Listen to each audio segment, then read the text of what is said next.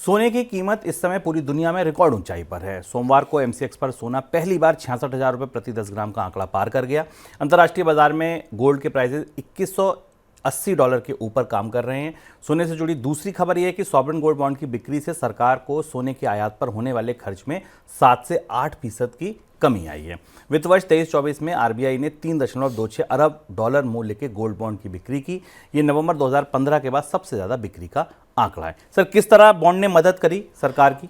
Sovereign gold bond ने दो तरह से सरकार की मदद की। एक तो ये मदद की कि भारत में जो फिजिकल गोल्ड की डिमांड थी उसे कंट्रोल करने में मदद की। भारत में निवेश के तौर पर सोने की खरीद बराबर और हर साल होती है और भारत सोने के सबसे बड़े कंज्यूमर्स में, बायर्स में है। पिछले 2 साल के भीतर सरकार ने डिजिटली या पेपर गोल्ड को, जो कि बॉन्ड के तौर पर बेचा जाता है, उसको प्रोत्साहन दिया और उस प्रोत्साहन के साथ सरकार ने एक अतिरिक्त रिटर्न भी उस पर दिया जो कि सामान्य सोने की कीमत से ज़्यादा था। और संयोग से भारत से पिछले 2 साल के अंदर, 3 साल के अंदर सोने की कीमतों में बढ़ोतरी हुई। जैसा शुभम ने आपको बताया कि रिकॉर्ड सोने की कीमतें तेजी पर हैं। इससे सॉवरेन गोल्ड बॉन्ड चमक गए, क्लिक कर गए और उस वजह से जो लोग फिजिकल सोना खरीदना चाहते थे उन्होंने सोने में निवेश के लिए सॉवरेन गोल्ड बॉन्ड को चुना और वहाँ निवेश किया। इसका असर हमें इंपोर्ट की मांग कम होने के तौर पर नजर आया। पर इसका एक दूसरा पहलू ये कि इंपोर्ट वैल्यू में कम नहीं हुआ, क्योंकि मांग तो घटी, वॉल्यूम में, मात्रा में तो घटी, लेकिन चूंकि सोने की कीमतें रिकॉर्ड स्तर पर पहुंच गई तो विदेशी मुद्रा भंडार में कोई बड़ा फायदा नहीं हुआ, क्योंकि जितना सोना पिछले साल खरीदा जाता था उससे कुछ कम सोना खरीदा गया। पर कीमतें बढ़ने के कारण विदेशी मुद्रा भंडार पर उसका असर अच्छा नहीं दिखाई दिया। अंतर्राष्ट्रीय बाजार में सोने की कीमतें रिकॉर्ड तेजी पर हैं। हालांकि माना जा रहा था कि आने वाले समय में कुछ कीमतों में कमी आएगी, लेकिन अमेरिका के इन्वेस्टर्स को ये लग रहा है कि गोल्ड और सेफ हेवन बाइंग की तरफ जा रहा है।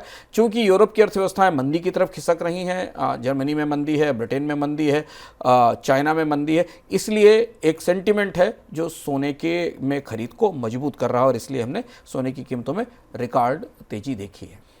तो सर, माना क्या जाए, सरकार को वाकई फायदा हुआ कि नहीं हुआ?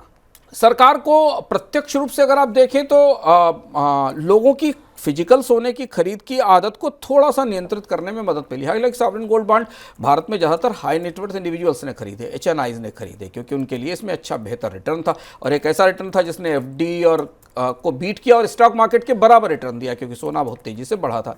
रूरल एरिया में, कस्बों में, छोटे शहरों में हालांकि सॉवरेन गोल्ड बॉन्ड की उतनी खरीद नहीं हुई, क्योंकि वहाँ फिजिकल गोल्ड की खरीद बनी रही।